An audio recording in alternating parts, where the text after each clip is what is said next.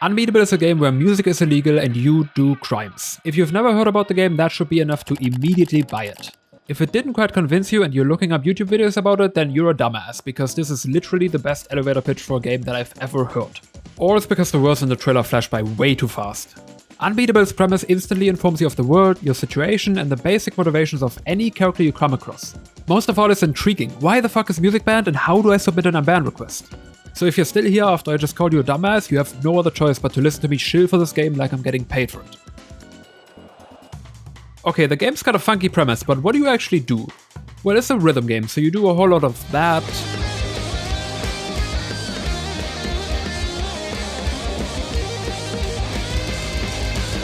And this.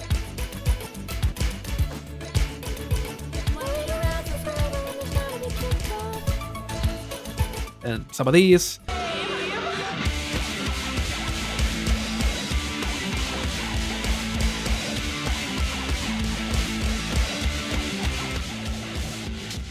But that's only one half of the game. The other one is a more narrative adventure game, and that is what I'm really here for. We'll tuck the rhythm game part away for later. So in Unbeatable, the adventure game, you run around the overworld, you talk to people, you look at stuff, the usual. All of that is interspersed with slick rhythm microgames and occasionally some longer minigames. They are still rhythm games in essence, with the formula altered ever so slightly and a little gimmick added to keep things fresh and interesting. Of course, for the more story important and action heavy scenes, the big guns are being brought out. On top of that, they are, like the rest of Unbeatable, mechanically and thematically infused with music and rhythm. And the actual music for the minigames, rhythm game sections, and really anywhere else is all bangers. The soundtrack of Unbeatable guides you through the game with a variety of drum and sample-heavy pieces that often have heavy and grungy guitars mixed in, keeping things bright and vibrant throughout while still matching the mood of any particular scene. Along the way, it dips into a bunch of different genres like hip-hop, house, jungle, or rock for when you want to beat up a cop, mix up some drinks, batter up on the field, take up some billboard space,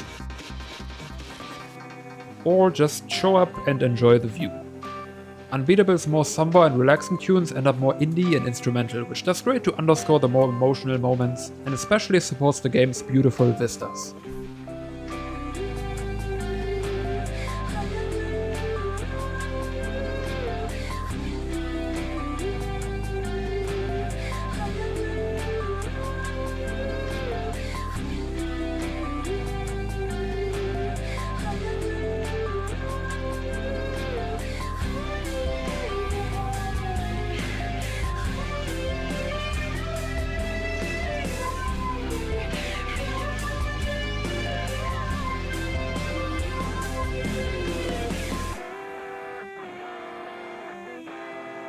Like, I'm not an anime guy whatsoever, but this is one of the most beautiful games I've seen in a while. And by that I don't mean hyper-realistic, see every pore Battlefield 8 blow up your computer beautiful. I mean outstandingly unique, still looks great in 50 years and should be in some kind of museum beautiful.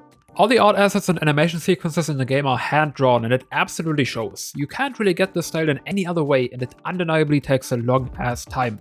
And because of that, outside of cutscenes, things are a little rough around the edges. To me, some corners are being cut in terms of in-game animations, kind of destroying the illusion sometimes. There's often just snapshots of poses and some actions are highly abstracted. It's understandable to some degree because of the high effort required and approaching deadlines. The game needs to be finished at some point after all. But if you're putting this beautiful of an art style on the screen, you can't fault me for wanting to see the characters do stuff in it. Speaking of, what are the characters doing? Well, the demo drops us in kind of an early middle section of the narrative, so we don't exactly know. The very short breakdown is 4 teenagers, I think, forming a band to resist the anti-music rules that are in place. Unbeatable seems to explore an anti-fascist thematic during that, which I think is very important, especially now. How exactly they build on that concept is yet to be seen though. 2 out of the 4 band members, Beat and Quaver, are looking to stand in the spotlight during the game's runtime. The demo puts their relationship in the forefront, and this is where Unbeatable really convinced me. See, I have a big problem with contrived narratives and unnatural dialogue just for the sake of plot progress. Things like using simple misunderstandings to start conflict, characters saying unrelated shit just for the sake of exposition, or people just straight up lying for no goddamn reason. There's no time to explain John main character, Dr. Evil Man's super destructor machine is going to wipe out the world in 2 hours?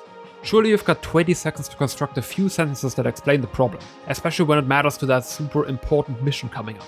That stuff makes me tune out real quick and usually ends with me not returning to whatever I was watching or playing. It isn't easy to make characters in movies or games feel like humans because, well, they're not. So I acknowledge that it's not easy to create natural sounding dialogue. But whenever it starts feeling too weird and contrived, I check out real fast. Unbeatable, on the other hand, had me absolutely hooked in terms of writing. Especially our two main characters are emotionally complex in a way that feels real. Problems come up and are discussed instead of just being a plot device to get the characters to somewhere else. Time is taken to understand the other person and try to resolve things amicably. There's empathy. Most stories, especially video game ones, just don't take the time for empathy because it's not exciting enough. But Unbeatable weaves it into the dialogue without missing a beat. Yes, you cannot spend the demo chasing after Quaver as she runs to a more secluded place, but it doesn't feel like there's unresolved anger through an over-exaggerated issue to drive the plot forward. It's rather conversations ending normally and then characters needing the space to process the flood of information and emotions that they just got barraged with. Like, that's the most understandable thing in the world. On top of that, it's a place that has sentimental value to her. If I got abandoned by two of my friends, the government told me they'd erase my existence, and my ramen got spilled on the ground, I'd need a minute too, and I'm a grown-ass man. But I don't want to spoil the game any more than that. In the overworld section, D-Cell's writing likes to get a little silly, which, works sometimes, and other times it takes big swings and misses. Honestly, that's barely even critique. Not every joke you throw out there is gonna kill. In terms of flavor text, Unbeatable sits somewhere between Deltarune's charming mini-stories for every object you check, and cheeky word puns you'd see in something like Hardbound. Although the writing isn't quite living up to Toby Fox, who can turn checking a table into a literary masterpiece, and on the other side is far more creative and less lazy in setting up puns than Hardbound is. The multiple pamphlet stories or the fungal footwear bit are probably my favorite examples. Once Beat and Quaver are exploring the town together, things get a lot more fun though. You can start a lot of conversations between them that continue to feel like actual human exchanges, and sometimes turn into natural character exposition when a related topic comes up. The fact that Quaver seems to be more intelligent than your average 12-year-old and at times more knowledgeable than Beat adds to their dynamic in a fun way. And when it's being played for laughs, it never feels like it's at anyone's expense.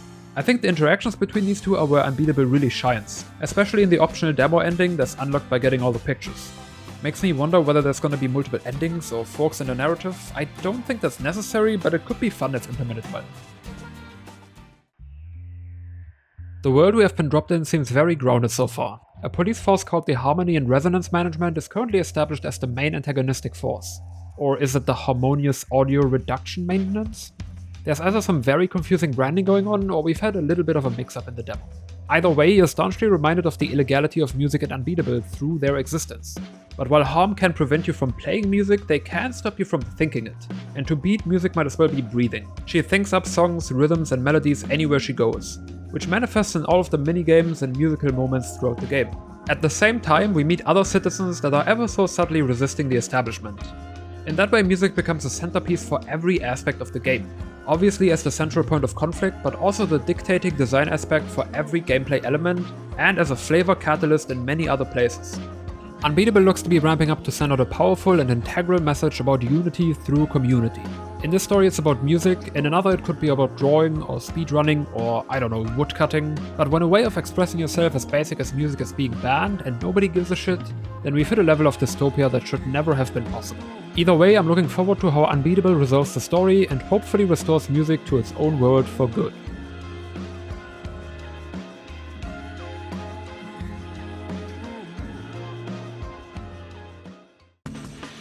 After all that, the demo ends in a lighthouse right before the band Leftovers want to stage a gig, probably leading to a big-time rhythm game section. We've only seen one of those so far, which has me worried that the story section will end up a little sparse on the actual gameplay bits. But that could just be how the demo is cut out of the full game. Those rhythm game sections represent the band called Unbeatable, playing their actual songs which are straight up canon within the world, and written by Beat as far as I understand it. They double as a way to learn more about her in that way, which is explored a little more in the earlier white label demo. All of these in-canon songs combine into an album separate from the soundtrack that can stand on its own as a solid rock record, and hits even harder in the context of the game. Of course, if you don't want to wait for the adventure section, you can play some of these songs in the arcade already, which is the second half of Unbeatable. I'm not really a rhythm game guy, so in terms of mechanics I can only give you the perspective of a new player here. Unbeatable keeps it relatively simple with only 2 separate actions and 7 or 8 different enemy types to mix up how you use those buttons. That's not to say there's no complexity. Between holding or mashing buttons and dodging the wet floor signs, it can get pretty difficult while you're trying to do the whole rhythm thing. Point being, this is pretty inviting to beginners in my opinion. You can go pretty fast and feel like you're still crushing it without getting overwhelmed by having to remember what to do for what type of guy. Actually, what type of guys are we fighting? The game doesn't know either apparently, sure, whatever. Everything has been very grounded so far, makes me a little worried that this part will either get tossed to the side or drive the plot into a ridiculous direction it doesn't need to go. On the mechanical side, I really only have one complaint. The node highway somewhat arbitrarily keeps changing directions. It ends up being pretty disorienting and sometimes makes reading the node monsters harder than actually executing the inputs properly. Like, is this thing just trolling me? Do I look left, right? What is this? The side-swapping gimmick sounds great in concept to increase dynamics and mix up the visuals. It can up the complexity in a visually fun way by using both node highways at once, and man does it feel good when you nail those sections. But at the same time, there's a lot happening on the screen already, and when you have to keep up with the game while the entire screen is moving, then it can quickly throw you out of the flow state. Switching the camera side swap mode to immediate does alleviate the problem in decent amount, but the time you get to sight read incoming monsters is still straight up too short at times. I think the whole thing is just a little overused right now, but again, that could just be me being a rhythm game noob at this point. All in all, it's pretty fun though. It feels like a great entryway to the genre, but it probably doesn't have the complexity to become the new Osu or whatever. I guess that's a little much to expect anyways. Even though I've only seen the demo so far, Unbeatable looks like a complete package on a conceptual level. It's got great music and a lot of it already. The 2-ish hour demo soundtrack has 36 songs, not even mentioning the 17-song album attached to the game. Visually it's stunning and pretty much unageable, while the writing is fun and flows effortlessly. On the gameplay side, the rhythm game formula is constantly altered and reformed in a way that keeps it engaging. Most of all, these aspects of the game combine in a way that makes them elevate each other, and that is Unbeatable's biggest strength. A greater sum of their parts that supports an already incredibly intriguing overarching concept. As someone that is neither an anime nor a rhythm game guy, this game absolutely crushed any of the prejudices I've had. And if that doesn't convince you, then there's nothing I can do for you anymore.